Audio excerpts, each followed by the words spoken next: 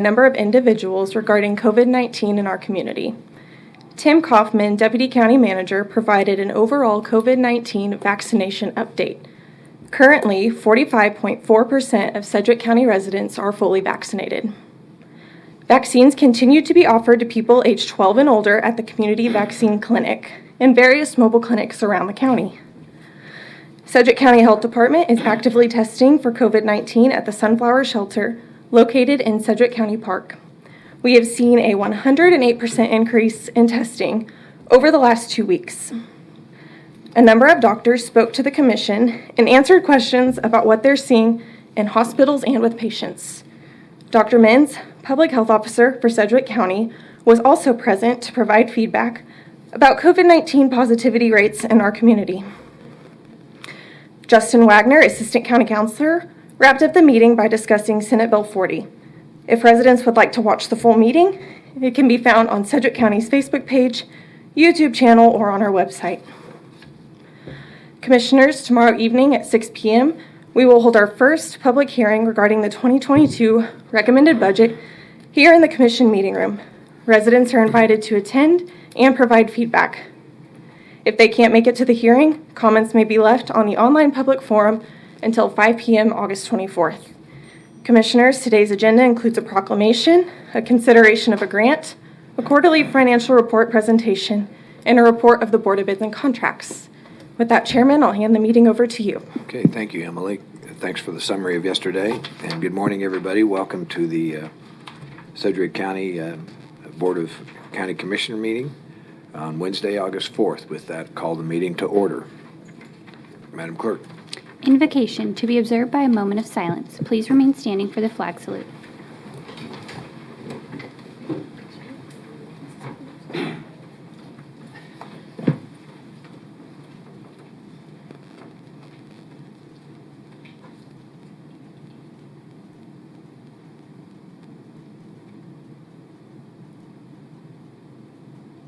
Thank you.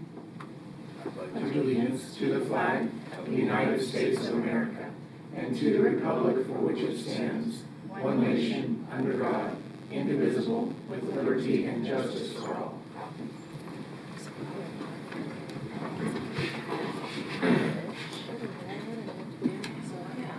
Please, Madam Clerk. Roll call. Commissioner Lopez. Present. Commissioner Dennis. Present. Commissioner Howell. Present. Commissioner Cruz. Present. Chairman Meitzner. Present. Next item, please. Public agenda. Commissioners, we received a handful of public agenda emails yesterday that we were provided yesterday evening or afternoon. Did anybody have any one of those emails they would like to talk about or mention or comment on? Motion to receive and file. I'll second that. There's a motion to receive and file the public agenda emails we received. I don't see other comment. Madam Clerk, please call the roll. Commissioner Lopez. Aye. Commissioner Dennis. Aye. Commissioner Howell. Aye. Commissioner Cruz. Aye. Chairman Meitzner. Aye. And Commissioners, I understand that we had one public speaker signed up early to address us in person, but that person called and canceled this morning, so we'll move on. Next item, please. Proclamations. Item A, proclamation declaring Veterans Awareness Expo Day.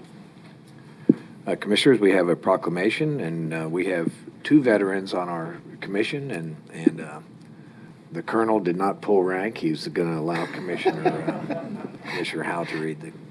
So, Commissioner Howell. Well, Chairman, thank you. It's my distinct privilege to read this proclamation this morning. Thank you, Commissioner Dennis, for allowing me this privilege as well. This proclamation says, whereas the 5th Annual Veterans Awareness Expo occurs on Saturday, August 7th, 2021, and it is free virtual event for veterans and their families to connect with a variety of veteran service organizations. And whereas by recognizing veterans from all armed forces, including the Reserves and National Guard, the Veterans Awareness Expo shows our community's appreciation for their military service to our country. And whereas this year's special program theme is Bring the Bosons Home, recognizing Black Bear Boson, a U.S. military veteran and the creator of the Wichita Keeper of the Plains. And whereas key stakeholder providers of the Veterans Providers Coalition of Sedgwick County will be featured, WSU Military Vet Center, Veterans Upward Bound, Kansas Honor Banners, and Midwest Battle Buddies. And whereas Vet-to-Vet Support Command and the Veterans Providers Coalition of Sedgwick County host this special event to bring together valuable veteran resources.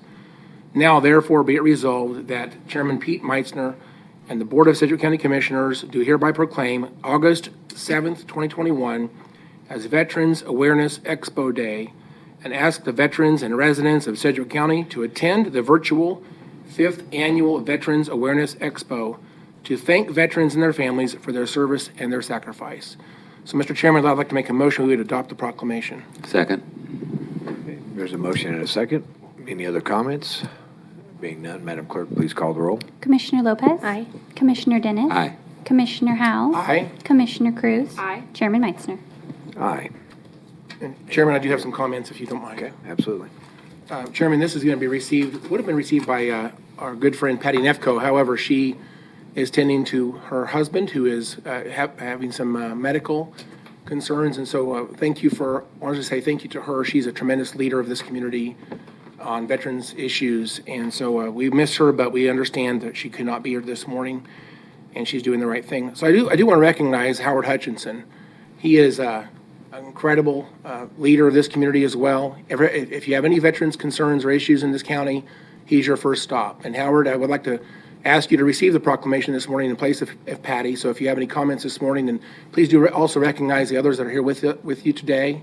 And I want to just say a sincere thank you for all you do. And I'm looking forward to this event. I would also say normally this would be in person.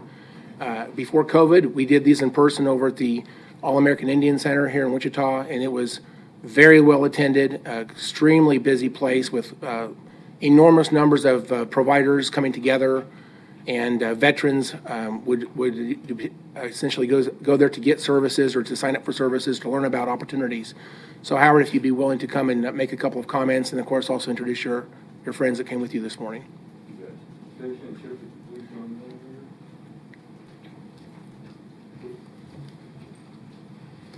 Thank you so much. I want to really quickly say that, each year the Veteran Awareness Expo is held, and we're going into our 5th year.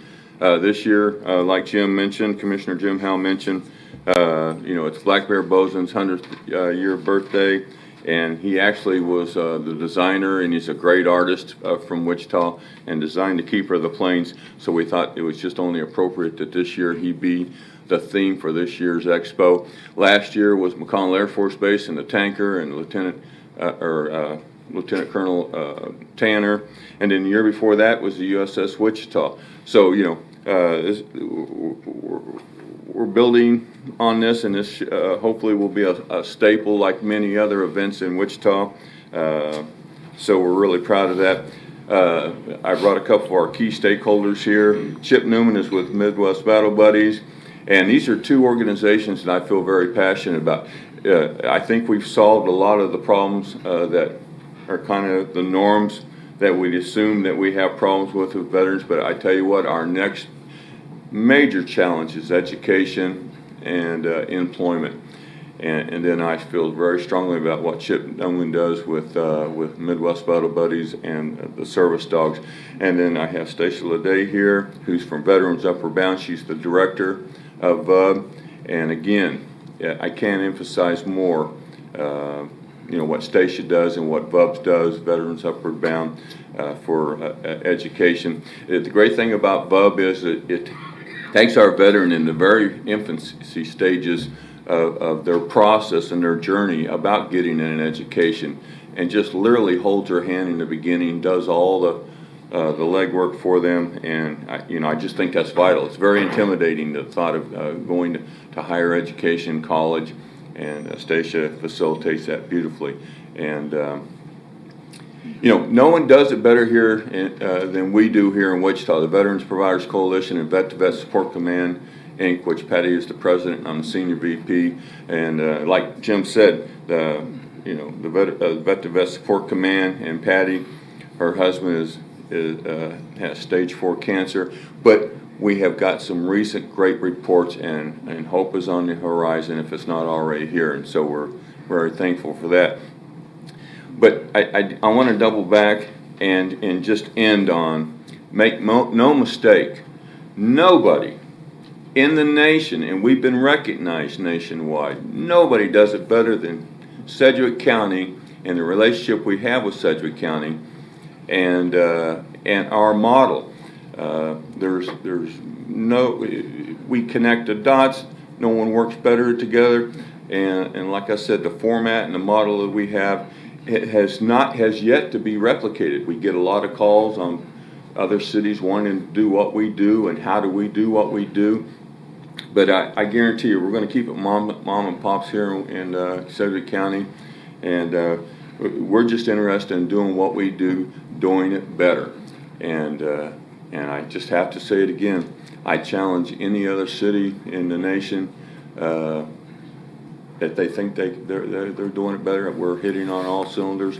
It's a great honor to always have two of our county commissioners as ex-military, and no one supports us more than Sedgwick County. Jim Howell, I don't think, has ever missed a meeting involving it's veteran-centric, and the same with David Dennis. It's just who they are as people. You know, you'd like to say, well, they're veterans. Now, it goes on and beyond that. They both got super busy schedules, but they never miss a beat. And, you know, we've got subcommittees here in Wichita, whether it's employment or homelessness, education, United Way. We work closely with United Way. But, you know, they're involved in everything. We got a veterans court with Linda Kirby that's heading it. The Honorable Judge Linda Kirby is heading that up currently. So I'll just say it one more time. No one does it better than we do, and I'm very proud of that. And if anybody knows, these three people up here know, yeah, we're firing on all 12 cylinders. So thank you very much for this day. We really appreciate this. There's a couple of comments. Commissioner Dennis. Thank you, Mr. Chairman. Well, welcome. It is always an honor to be in the presence of people that are serving our country today and those that have served our country in the past. Our freedoms are here because of the sacrifices of the men and women that have gone before us and that are still serving our country today. So I thank you for what you do, Hutch and Patty. I'm sorry Patty can't be here today, but they're at the forefront of serving our veterans, and I sincerely appreciate that. And as a side note, Hutch has his Strategic Air Command hat on today, I notice, and he and I both served in Strategic Air Command most of our careers, and his father also served in Strategic Air Command along with me out at the 3901st in Vandenberg at one point. So it's if you haven't heard of the history of the Strategic Air Command, it was the premier command, and I sincerely appreciated having an opportunity to serve in that. But truly, I want to thank all of our veterans for what they have done and the sacrifices that they've made for our nation. Thank you, Mr. Chairman. Commissioner Howell. Chairman, just to wrap this up, I wanted to point out that there's a website, vpcsc.org, is the main web page for the Vet-to-Vet Support Command organization. And if you're a veteran in this community, especially if you have needs, personal needs, if you have mental illness issues, it's a good place to start. They have a lot of connections to all sorts of supports, and I don't know how to describe it. There's just a tremendous network of providers that come together through this organization. And with that, this event is this coming Saturday. Can you please talk about, if someone wants to know how to participate, because it is a virtual event, how do they know what time to do this, and is it come and go, and is there a website or a Facebook page they should start at to start the effort to get on there? Since it's a virtual event, how do they participate?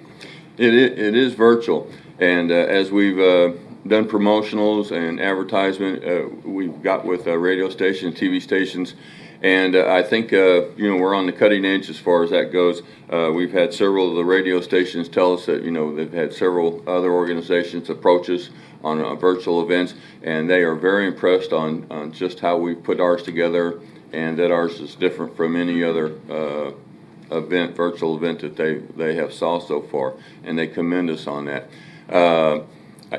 Just go to our webpage or our Facebook page and sign up. if Patty was here, Patty's kind of my right-hand person, and she would have all those details. I guess contact Patty Nefco. But yeah. I'll just say this.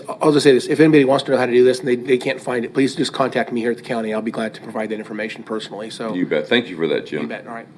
Okay, and Commissioner Cruz? Thank you. Hutch, it was good to see you on Monday night in Valley Center. We're talking about the moving wall. Can you just kind of describe that? Since we're talking about veterans service, in Valley Center, they're going to have the Vietnam moving wall, which is a half-size replica of the wall that's in Washington, D.C. that honors Vietnam vets. You want to just chat about that for just a second? We're looking for 150 volunteers, so if anybody wants to volunteer for that, do you have anything to add about the moving wall that will be happening in October? You bet. And Commissioner, I'd just like to commend you on being there and being involved in that. It means a lot to veterans when our county commissioners participate in what we do. And but the moving wall is tours the nation yearly, and it's going to be in Valley Center this year. And logistically, other than the Veterans Day Parade and maybe some other events that we have, the River Fest, logistically it's just unbelievable. It's probably a 6-month, 7-month process of putting it all together. And volunteers through United Way we're putting heavy emphasis on that, and of course McConnell Air Force Base is heavily involved. But Ronald, I can't think of his name. I tell you what, that's why I have Patty here. I want to emphasize that She is missed. she is missed. I have a TBI from the military, and I spent a majority of my life in the hospital because of that TBI. And so it's almost like this, that I may forget somebody's name. But, the moving wall is very exciting. They expect to have 1,000 people go through that venue, on a daily basis. A lot of support has to be involved and you actually, to be a volunteer, you have to go through a short training class of about 2 hours. But it's well worth it. Ron Colbert is the one that's heading that up, and he's one of the, we have some legends here in Wichita, and I'd be remiss to mention their name there. I mean, there's James Dennison, there's Steve Gonzalez, there's oh boy, if I forget somebody's name, it's going to be let's see here, Dave Kennedy. Help me out here. There's James Dennison, Herb Duncan, and so there's folks that are just literally legends in the veteran community, and like I said, I'd be remiss without mentioning their names. And again, Commissioner Cruz, thank you so much. Sure. So mark your date for October 21st. That's the opening ceremony. It should be a big deal. And if you want to volunteer, there's a Facebook page. You can contact me or Ron Colbert or Patty. Yes. So anybody can, if you want to get involved, it's going to be a big effort. So we need a lot of people there to help out.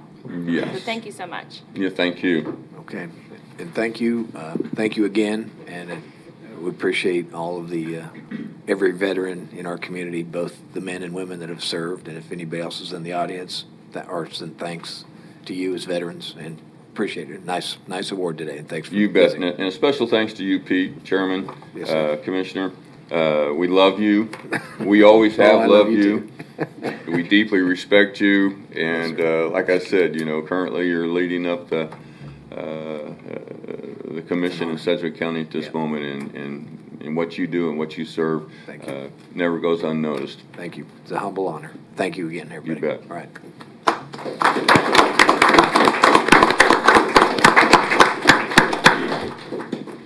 Okay, before we get to the next item, just a quick correction. It was pointed out to me that I might have started the meeting and said the wrong date. So officially, it is today's meeting is the August 4th meeting of the Board of County Commissioners. So I just want to make sure that's correct in the minutes. So thank you.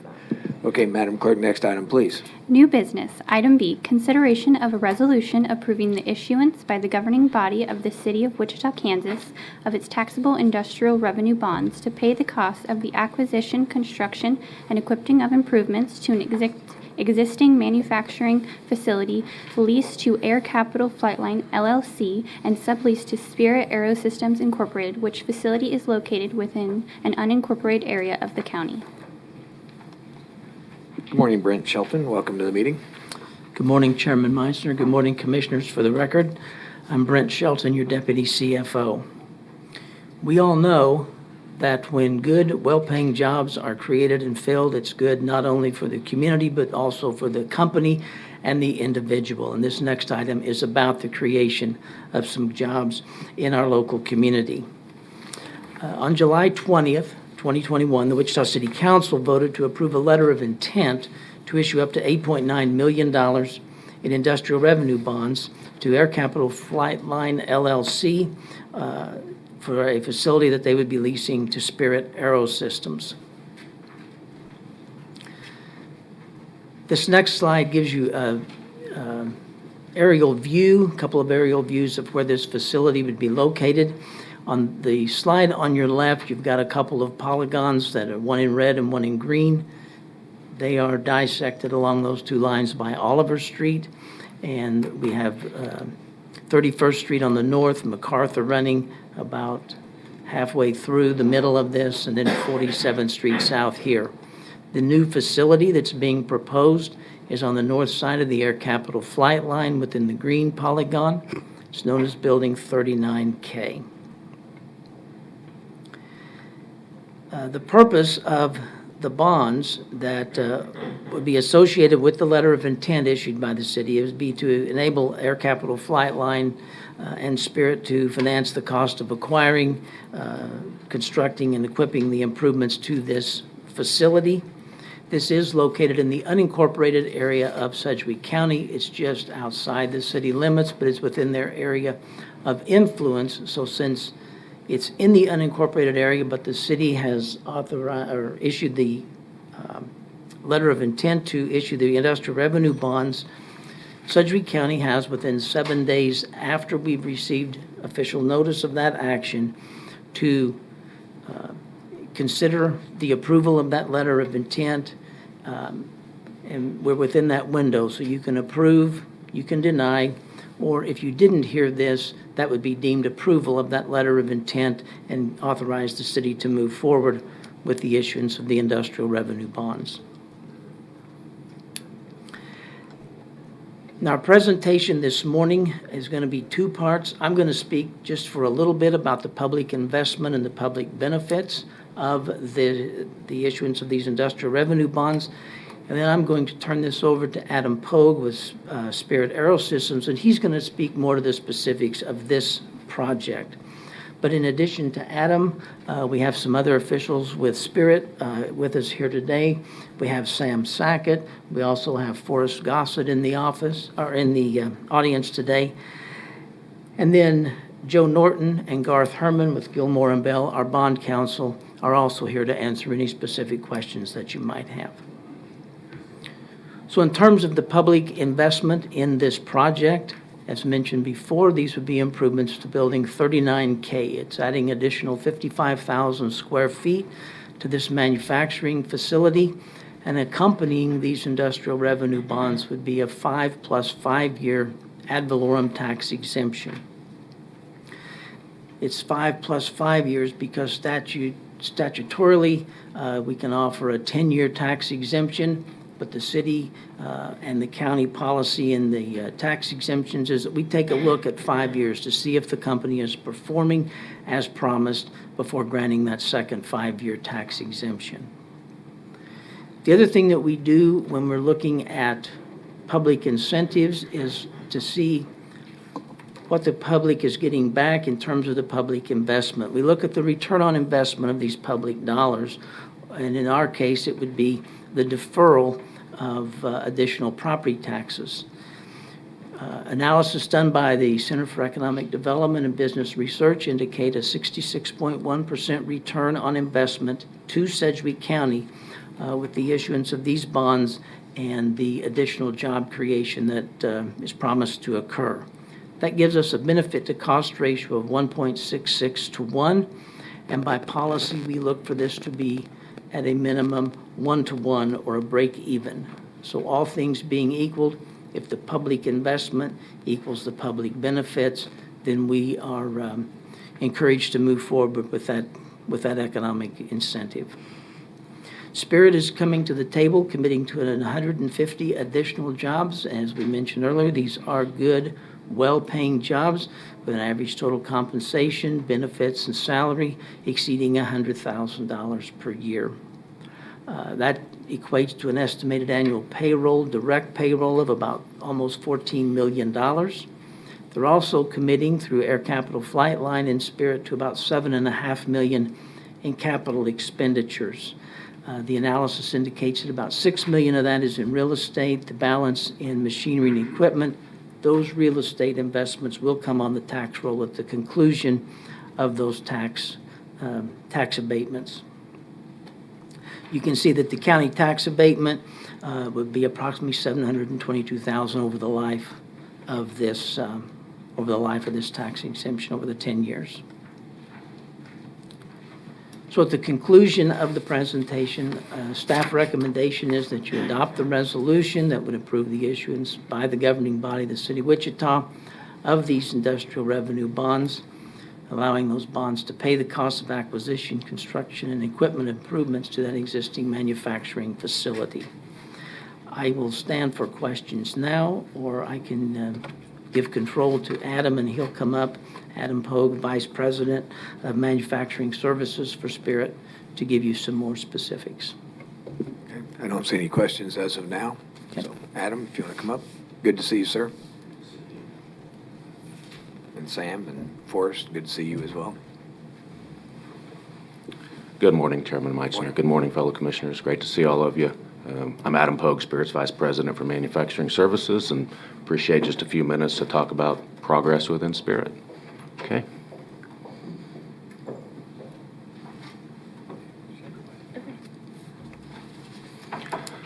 So we've been on this journey about 5 years since we started coming up and talking about plans for investment and automation and growth within Spirit.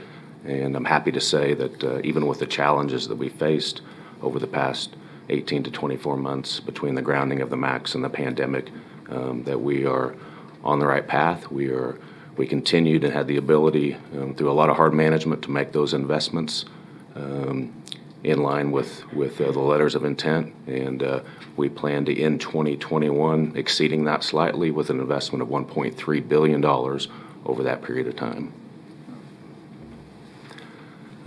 A lot of that has been our focus on advancing our automation.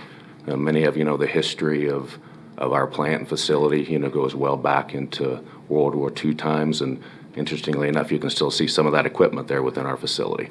But with that, we also see the need to continue to automate our facilities. These are just two examples of some of the recently installed capital projects. One specific to 737 floor beam assembly line. We'll run thousands of floor beams through this automated line every month, and even more as the 737 MAX rates continue to ramp up in the coming months and years. And the second example is one that we call curved panel assembly line. And this is specific to both 3.7 and our 6.7 tanker line that's part of the NEF expansion as well. And this one is very focused on improved quality, improved ergonomics associated with the panel buildup on those lines. So very excited about these two projects. Interestingly enough, today is our earnings call here in about 30 minutes. And one of the messages that Tom plans to talk loud and clear is our diversification and growth associated with some of this message today. We're very focused not only on our commercial business, as we well know, which is predominant here in Wichita, but defense and space. We see the market for both business and regional jets continuing to grow going forward. And no surprise, we're involved in a lot of emergent technologies, eVTOL just being one of them, and very focused on our R&T spend associated with that, as well as the aftermarket piece of the business, which as we come through again, some of these dynamic times is going to be big going forward globally for all the fleets. And some specifics in terms of the Wichita Employment Review and Outlook. We ended 2019 at just over 13,000 employees in total. Of course, between Max and pandemic, that was impacted. But the positive is we're on the right trajectory. Month in this year, we were up to 8,500 employees. And when you look at the forecast between the end of the year, this year, an additional 400, and ramping up through 2024. And then obviously through that, we'll have some attrition, and we'll deal with that going forward.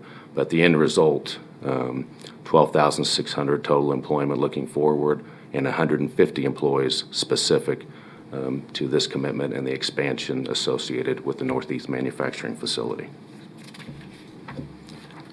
It hasn't been easy, obviously, but well worth all these efforts. We're working very closely from a recruitment and hiring strategy with many, many different groups, many of them supported by this team as well. We do whatever it takes these days to get the right people, the right talent, and the right skill sets in terms of how we relocate. We are just finishing up this summer's interns, and we had a great fair last week looking at some of the projects that they've been linked to, and it ties directly with a lot of what we're doing here. So very excited about that. And then the partnering with Workforce Alliance and the local universities and tech schools is proving to be very fruitful as well. And with that, I really appreciate the chance to share that with you. Happy to take any questions from the team. Well, thank you, Adam, for your presentation. I'm glad to see things are on the right track. Indeed. Commissioners, do you have any questions, comments? Or Sam or Forrest, do you guys have any comments you'd like to make? Thank you. Okay, thank you. Commissioner Howell. Thank you. Thank you, Madam Chair. I just want to say thank you for being here. Yes, sir. I am extremely proud of Spirit. You know, I actually spent about 26 years doing aviation-related things here in Sedgwick County, and I have a real love for the aviation industry, and I'm extremely proud to see what Spirit is doing. They've gone through some incredible challenges, and you're coming out with growth, and I just think that I'm just really excited to see this happen. And the diversification slide, I think, is very interesting. If you go way back in our history, we have had dependence in this, especially when it was a Boeing company. Yes. There was a huge dependence on commercial, and then there was in defense. And sometimes it go back and forth, but there's this this idea that aviation is a roller coaster in the community. We have not really had that until this pandemic. This has really been different for this community since Spirit Air Systems has taken the reins, and so I'm glad to see that the job growth projections are very exciting, and I think it's extremely good for this community. So, if there's no other questions, I don't have any concerns about this. I would just say that in terms of IRBs, it doesn't get any better than this. I think that it's an economic development tool. I think that the but-for is real. I have a lot of experience on the campus here. I actually used to work exactly where this building is being proposed, and to me, it's exciting to see that growth. And since this is in my district, and I just want to say I love the fact that this is being brought to us today. I'd be glad to make a motion at the appropriate time, Madam Chair. I don't see any other comments. Now I think would be the appropriate time. Well, with that, I would just make a motion we would adopt the resolution. Second. There's been a motion and a second. Madam Clerk, please call the roll. Commissioner Lopez? Aye. Commissioner Dennis? Aye. Commissioner Howell? Aye. Commissioner Cruz? Aye. Chairman Meitzner. Thank you all so much. The motion carries. Thank you so much for being here today. Thank you. It's nice to see you're back on the right track as the largest employer in our community. I think it's good to see things are headed in the right direction. So thanks for being here today, and thanks for what you do. Well, thanks for your leadership and support, as always. All right. Madam Clerk, next item, please. Item C, consideration of grant in the amount of $443,481 for Edward Byrne Memorial Justice Assistance Grant Program fiscal year 2021. Good morning, Paul. Good morning. Good morning, Commissioners. Paul Leaker, Management Intern in the County Manager's Office. I am here today to present to you the 2021 Edward J. Byrne Memorial Justice Assistance Grant, also known as the JAG Grant.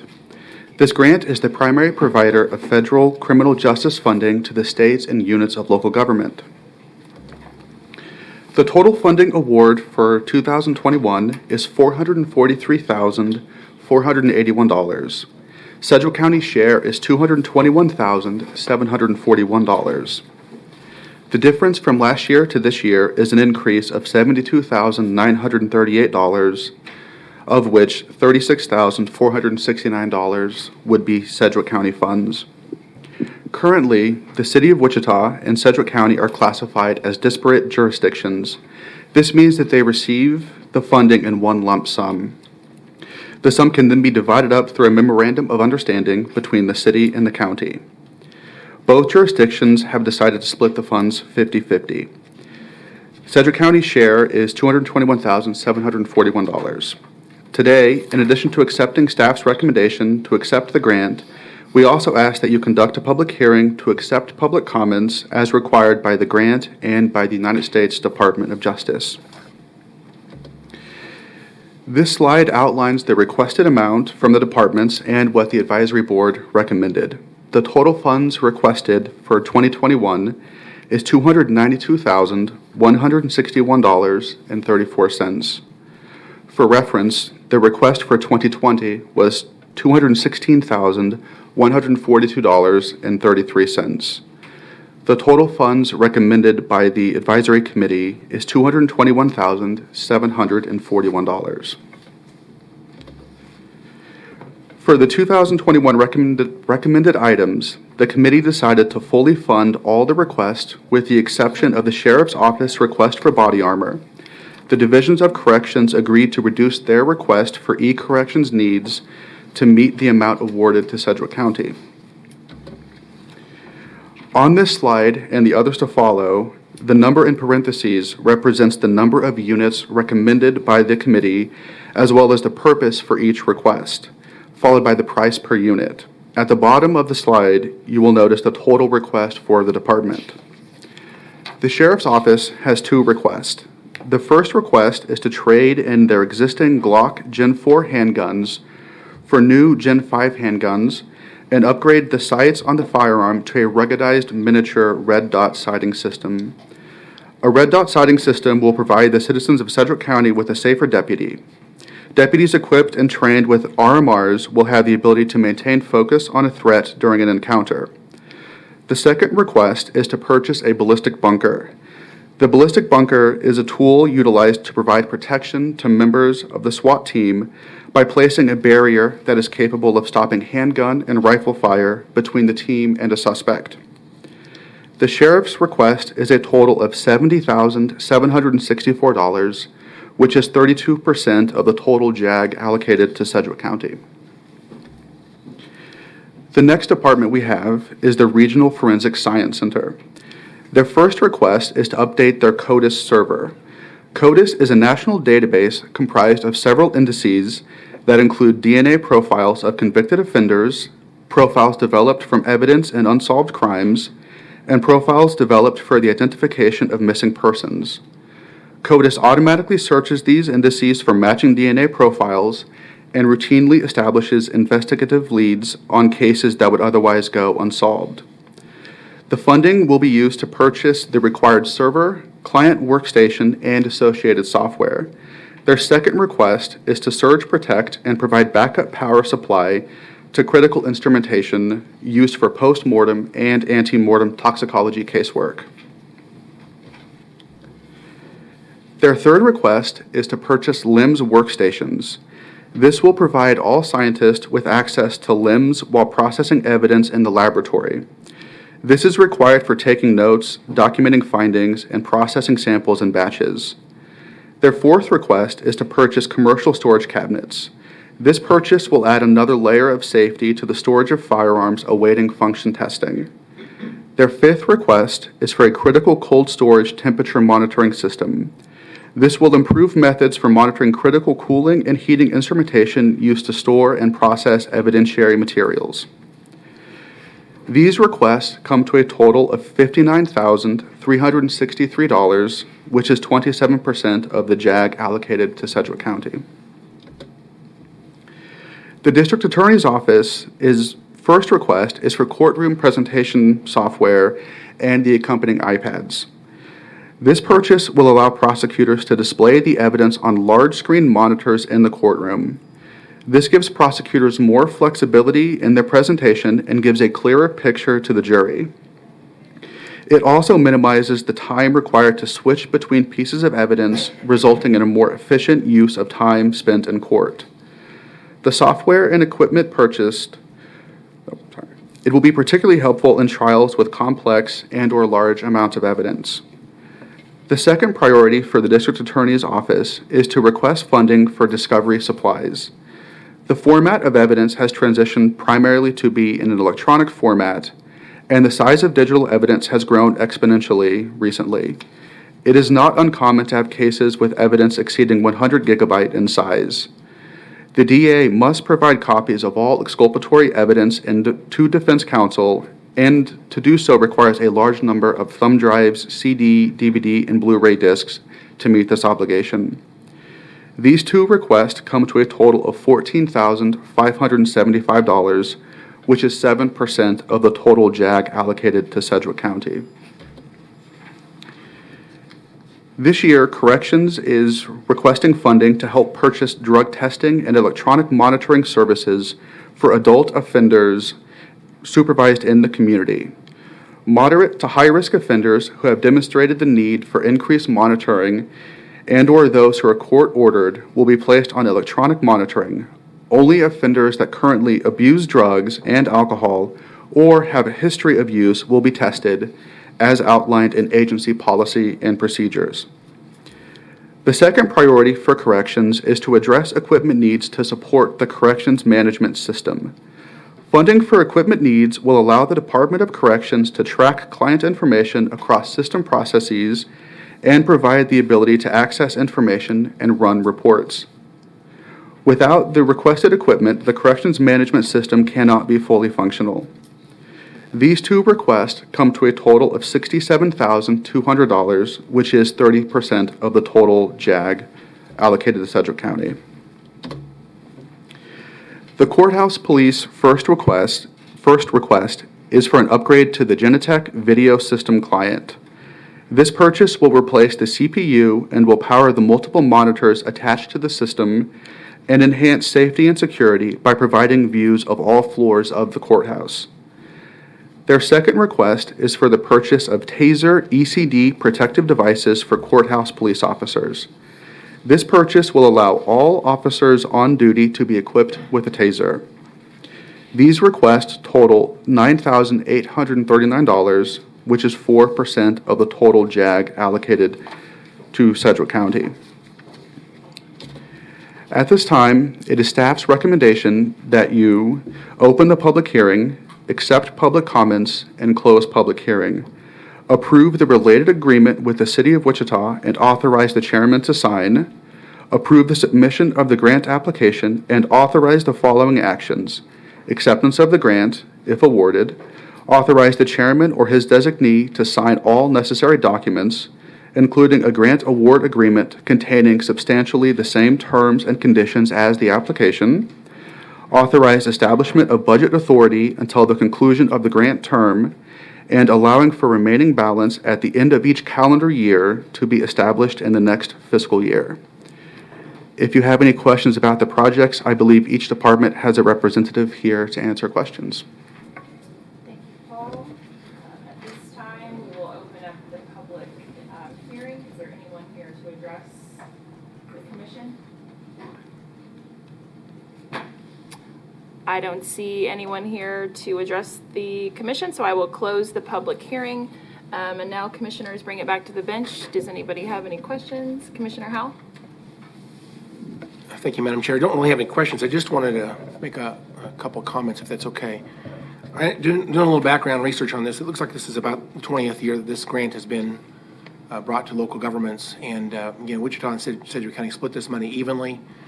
It is a U.S. Department of Justice grant in honor of a fallen police department officer that was sadly targeted by gang members in New York City back in 1988.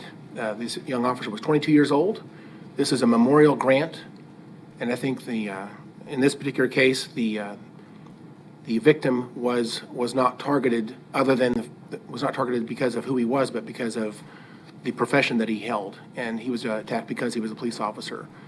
The hit was ordered by a drug kingpin who was in prison, and the gang members, two of them, actually four of them together, victimized this young officer. So I wanted to just recognize that, the history briefly, and I think this is really good for Sedgwick County and, of course, for Wichita. In a sense, it's a little bit like Christmas because the money comes in, we find things we don't normally we may not support through our budget process, and there's things that they would be able to use to help us fight crime and protect our people. So this is a really good grant. I think every year, I as chairman a couple years ago, I got to sit on the board and hear all the requests, and I think really these are really good things to do with money, and I would have no problem supporting this. And so, Madam Chair, I would make a motion we would adopt the resolution. Okay, hold on just a second. I have a question. There's been a motion and a second, but I do have a comment. So some of this in here, we had talked about holsters in the sheriff's office in another budget. We had talked about some of these items that were requested. I just want to make sure there's no duplication. And so if you could address that with me, I think whoever Colonel can address that. Yeah, Madam Chair, I think Colonel Pollock is here. In the budget process this year, we did approve some monies for guns, but it was only a portion. So let's have, if the Colonel could address that maybe. Good morning. Yes, the JAG request is for 68 of our total allotment. In the budget process is another third of the allotment, and we're still looking for funding requirement to finish out the project. So this request would only be a third of all of the weapons that we have. Okay. Just wanted to make sure that there was no duplication of monies. Does anybody else from any of these departments have anything they'd like to mention?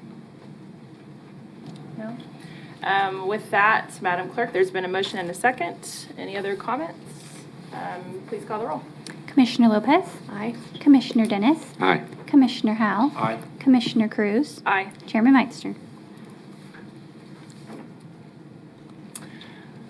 Motion carries. With that, Madam Clerk, next item. Item D, presentation of the quarterly financial report.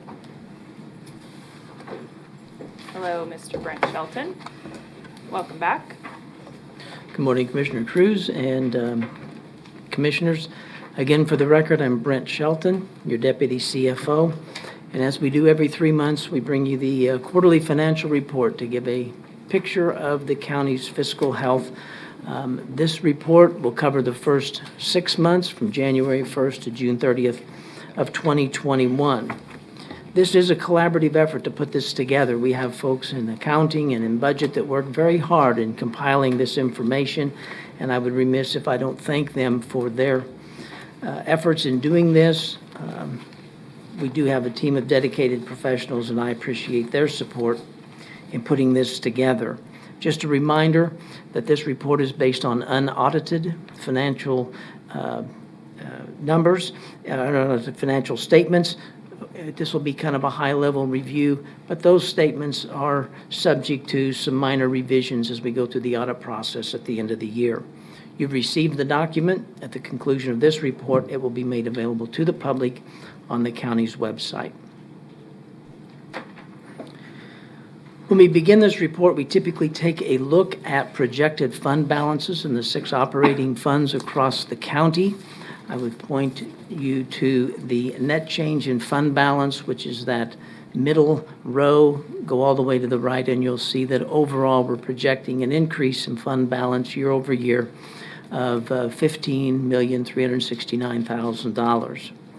Looking specifically at some of the funds, County General Fund is projected to decrease year over year of about $11 million.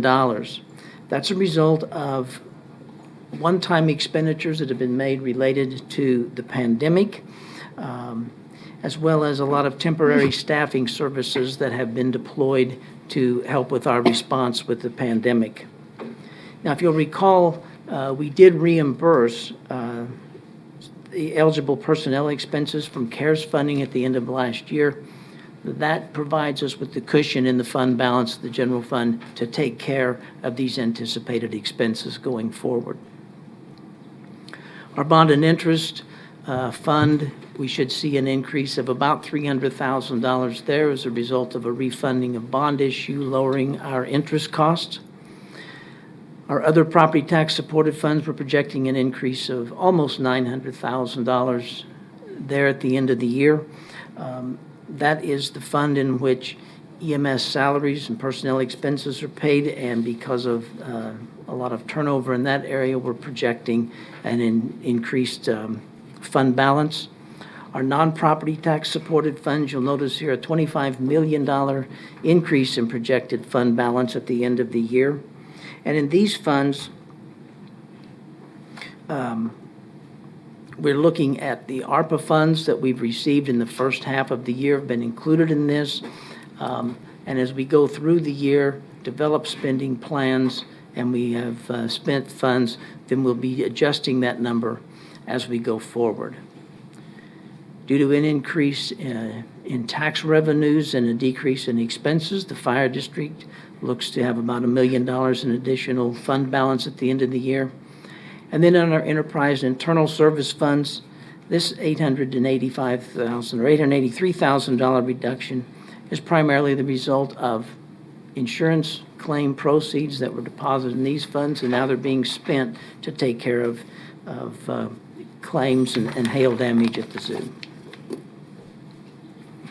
Let's take a quick look at the county property tax supported funds. There are 8 funds in Sedgwick County that are primarily supported through the property tax.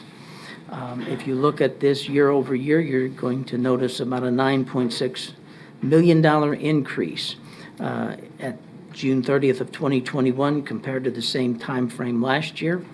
We saw a 4.6 increase in our tax base or our assessed valuation. That generated about an additional $7 million in current property tax. We'll also see a little more detail about increases in sales and use tax and motor vehicle taxes that are contributing to this increase in revenues in those property tax funds. Expenditures are also up in those funds, and this increase of about $9.2 million is primarily due to one-time COVID-related expenditures. In fact, those expenses were actually a little over $10 million through the first half of the year. Those are those temporary employment services primarily contributing to that increase that we had spoken about earlier. If we remove those expenditures that were COVID-related, you'll see on this slide it's been a downward trajectory in our expenditures in the property tax funds since 2018. So we would be about $300,000 below last year if we excluded the COVID-related expenses from the last couple of years. Taking a little bit of a deeper dive into the top revenues in the property tax supported funds, I would point to the top 3 lines where you'll see that we've got an increase in ad valorem taxes there's that $7 million or about 5% increase there. Sales and use taxes up 8.8% over last year, about $1.3 million in increase in our sales tax revenues. And motor vehicle taxes are up almost 15% or almost $1 million there. We're seeing some recovery in the economy. We're seeing good collections in our property taxes. Those are all positive indicators. If you remember a year ago, we did have a couple of months where sales tax was up, then it was down, up and down. So we're taking this as a positive sign, but also watching it closely. Our non-business licenses and permits are up about 10% or $370,000. We're seeing an increase in the number of and the size of projects that are being handled by MABCD. Officer fees, we continue to see a strong real estate market, a lot of refinancings of mortgages due to lower interest rates. So we're about $700,000 ahead of last year in terms of filing fees in the Register of Deeds office. And another increase of 27.8%, or about $500,000 in penalties and interest on back taxes due to some enhanced collection efforts. So not only are our current tax collections up, but we're getting more, an increase in some of the penalties and interest on those delinquent tax collections. If we look at the key personnel expenditures, because that is the item, the biggest single item of expense in these funds, I would just direct you to the bottom line, about a 1.1% year-over-year increase in personnel expenditures in those funds supported by property tax. A couple of areas where we're seeing higher percentage increases, pension contributions, there's a higher rate for some of the KP&F pension costs. Other personnel expenditures were up about 8.4%, but overall it's been pretty flat, some minor increase in salaries and wages. The non-personnel expenditures in those same funds that are supported with property tax, we're seeing again, here's more detail on the next to the bottom line of $6.38 million in additional expenses this year versus last in temporary employment services. Those are specific to pandemic response. An increase in the medical professional services of about $300,000 or 9.1% due to some increased medical contract expenses in the sheriff's office. Otherwise, it's pretty much consistent year over year. Let's take a quick look at the fire district. And this first graph, it shows you that the second quarter revenues on a budgetary basis are up from 17.8 to 18.4 million, about a $600,000 increase in revenues, a pretty steady line year over year, with a slight decrease of a couple $100,000 due to fewer planned purchases for vehicles in the fire district. A little more detail on those items. Again, the fire district benefited to the tune of about $430,000 in increased current ad valorem tax collections. A higher property tax base results in higher revenues for them. Their motor vehicle taxes also up 11.7%. So it kind of mirrors what's going on across the county. Salaries and wages, everything else is pretty much consistent with prior years. There are some additional costs in the pension area due to those higher KP&F pension rates. And then you'll see the reduction of over 50% in capital outlay, a couple $100,000 in reduced planned expenditures for vehicles this year.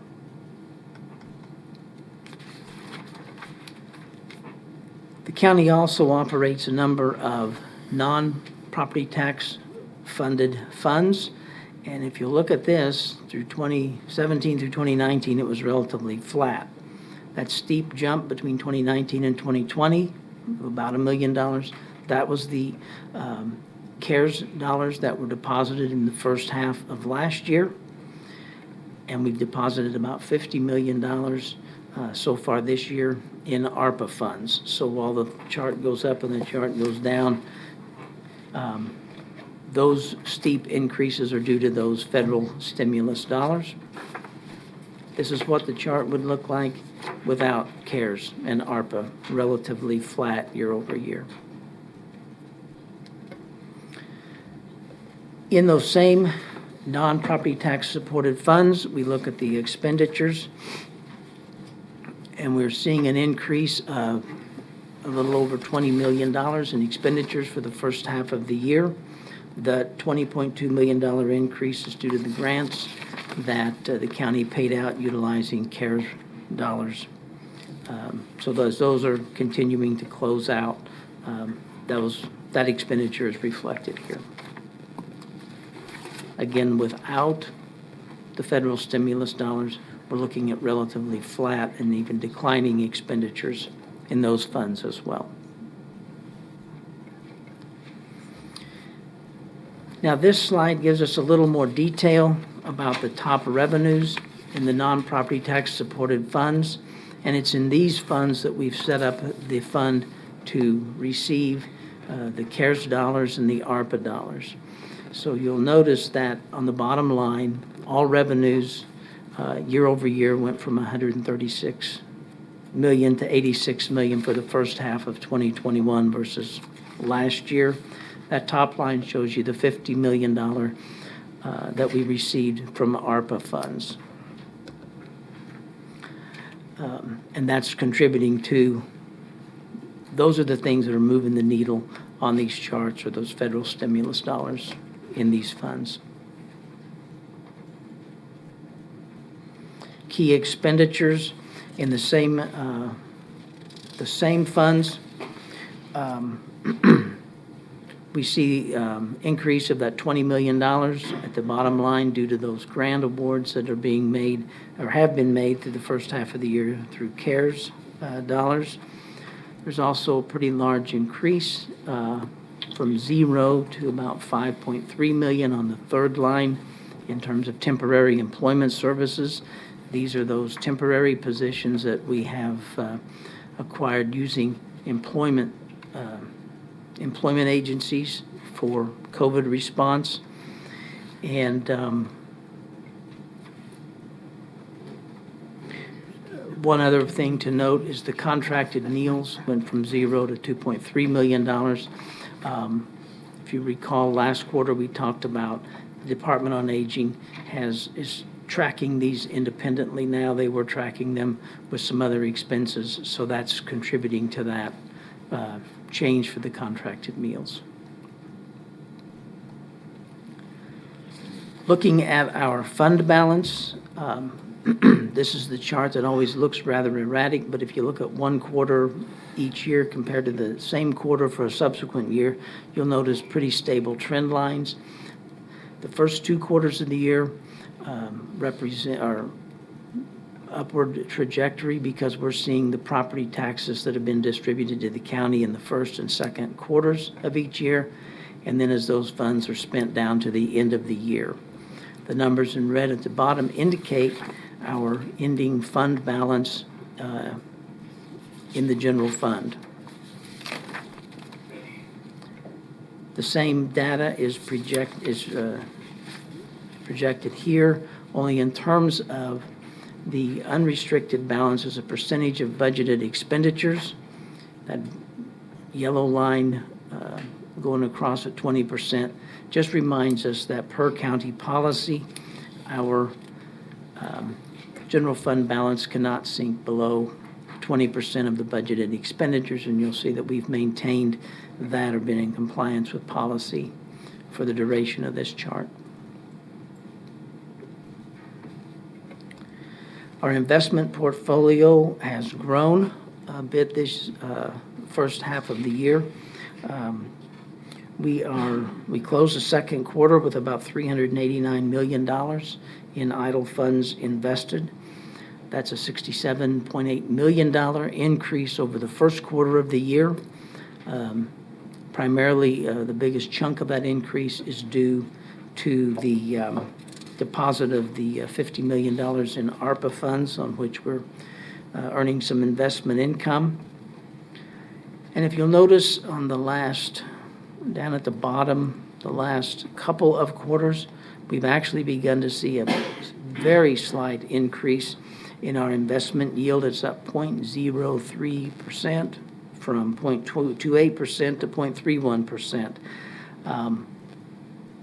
But that small increase still doesn't make up for the fact that last year we had about $1.9 million in the first half of the year in investment income, and so far through June of this year it's $325,000. So we're about $1.6 million behind where we were at this time last year.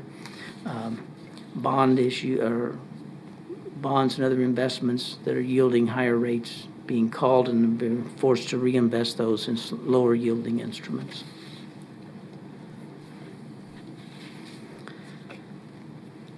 take a look at a few significant capital projects that were either completed in the second quarter of 2021 or for which substantial dollars have been committed. So the first of these would be Fire Station 31 in Andale, for which the ribbon cutting took place on May 25th of this year. This is a state-of-the-art facility. It's got a front exit drive that allows the engine to turn around without utilizing the roadway, provides a safer ability to make those turns. The facility is equipped with LED lights, backup electrical generator. It has decontamination equipment, cleaning facility within it, vehicle exhaust capturing system. So this facility was completed in the second quarter of 2021. The second project is the main courthouse chiller rebuild. That was budgeted at $140,000, came in at about $130,000. The main courthouse has 2 chillers that provide air conditioning, dehumidification for the entire facility. Chiller number 2 at the main courthouse was installed in 2004, and at the end of February 2020, it had accrued over 52,000 hours. Nearing end of life, that chiller was rebuilt so that we don't have equipment failure and mitigate the cost of those emergency type repairs. That work was completed in April, and it's now set to perform another 50,000 hours of use. Another project was the final phase of a 10-foot wide multi-use path project that connected paths in Derby and Wichita. It's about 4 miles of pathway. It goes from Patriot Avenue east of K-15 in Derby to MacArthur Road west of K-15 in Wichita. This was about a $330,000 project that was accepted by Public Works on June 30th of 2021. And the final 2 projects are bridges on 71st Street east of Derby. These bridges were both built originally in 1968. They were deemed structurally deficient. With about 3,200 vehicles per day traveling over them, there was a need to replace these 2 bridges. So they were taken as part of a joint project, $850,000 bid for each of them, so that between the 2, $1.7 million. A little over $1 million has been committed so far, and these are 2 bridges that are within about 100 yards of each other, B491 and B510. So those are scheduled to be completed in September of this year, but because of the financial commitment in the second quarter, we brought those to your attention. I guess to sum up what we're seeing right now in the county's fiscal condition is that we're in pretty sound shape. We mentioned that we've had tax-based growth going into 2021. We also have some healthy fund balances that position us to take advantage of opportunities or challenges that may arise. We're also seeing, as we mentioned earlier, increased revenue growth. Collections of current taxes are up. Collections of delinquent taxes are up. We've seen a strong growth in our retail sales and use taxes and a strong real estate market. So indications that the economy is doing pretty well locally, and that we hope that those things continue. As we look forward, some challenges that we're facing, as we mentioned before, it's an extremely hard insurance market. As we renewed our property insurance premiums at the end of the second quarter, we saw that we were pretty lucky in that we were able to renew our insurance with the current carrier. A lot of companies and commercial clients are not able to do that in this market. increasingly expensive weather-related storms, social unrest, the pandemic, and all of those things coupled with low investment earnings are making insurance carriers very cautious. We have seen a growth in our local employment.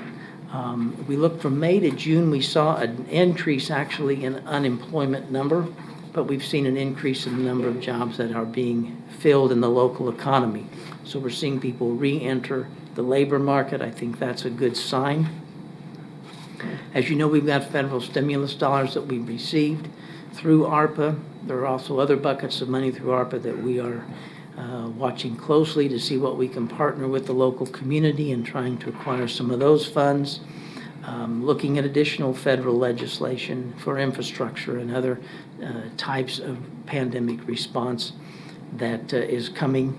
So I would say that we're cautiously optimistic that we're in a good shape moving forward, that the position that we're in should enable us, as I said earlier, to take advantage of opportunities and deal with challenges as they arise.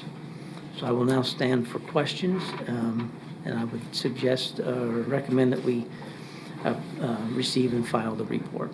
Okay.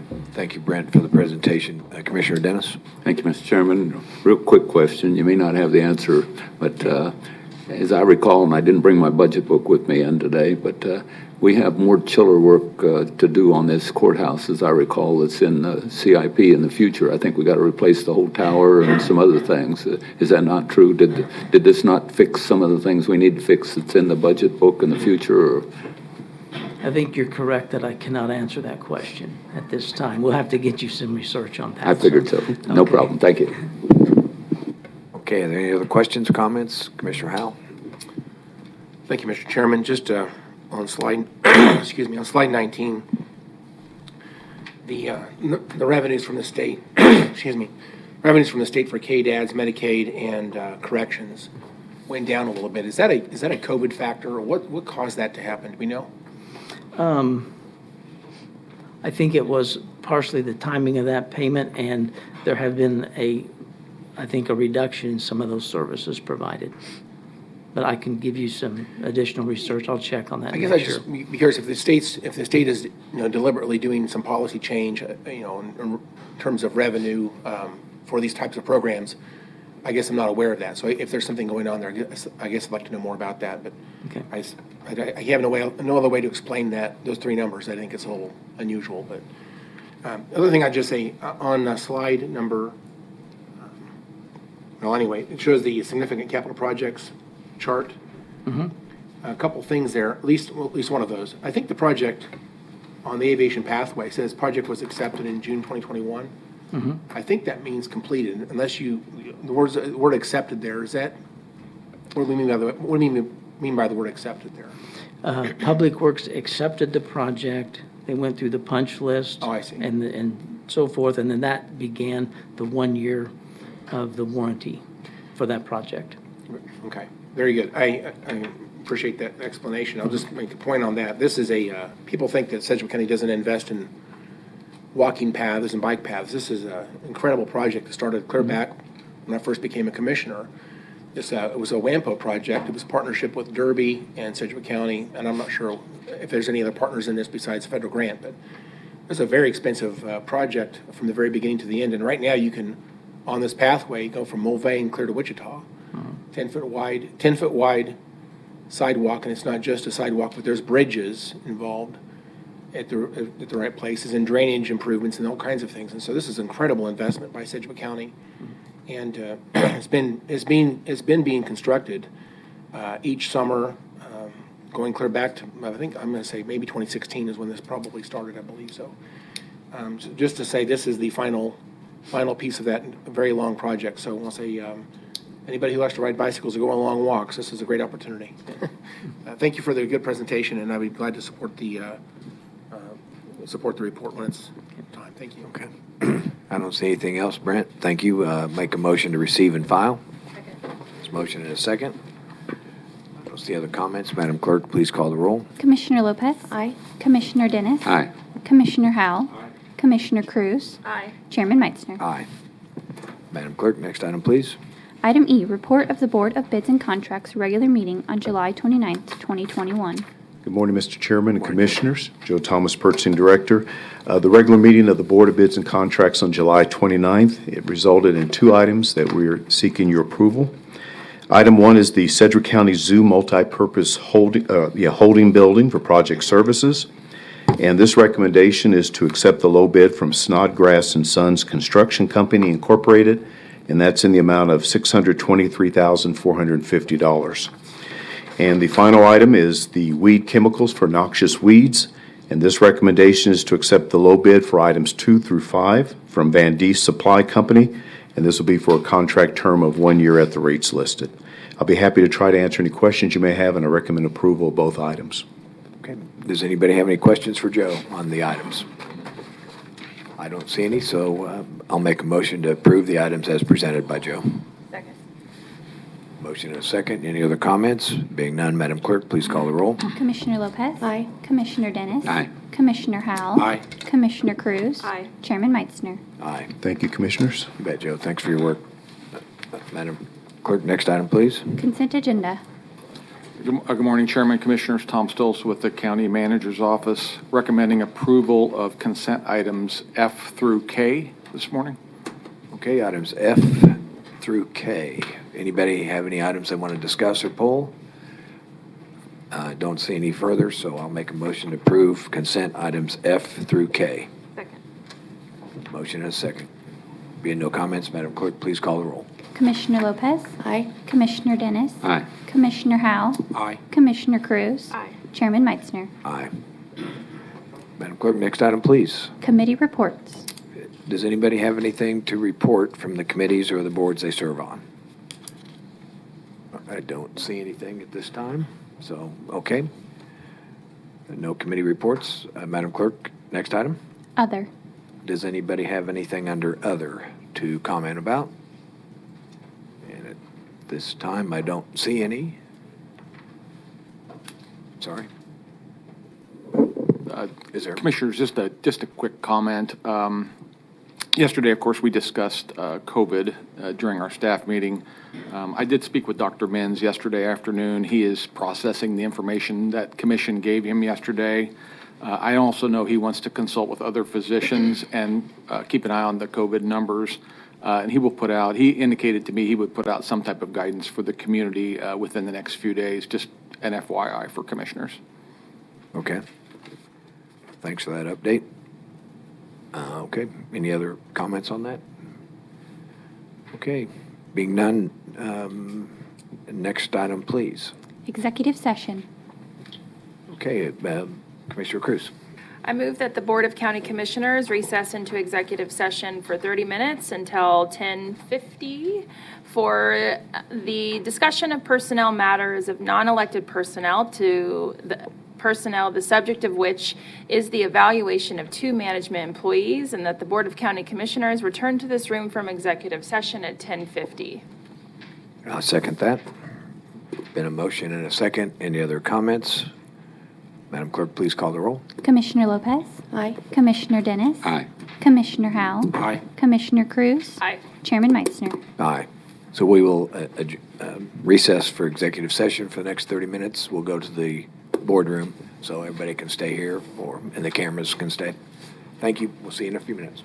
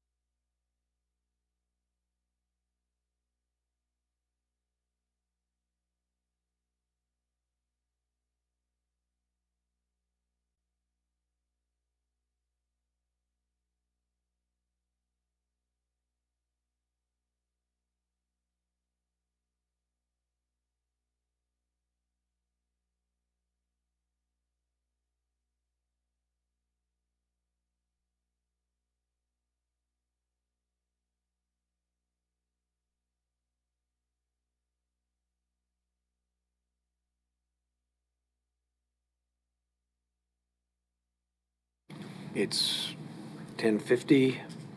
We are back live from executive session. No action taken, and therefore we have no further actions. Does the commission have anything else that needs to come before the board? Being none, we will stand adjourned. Thank you.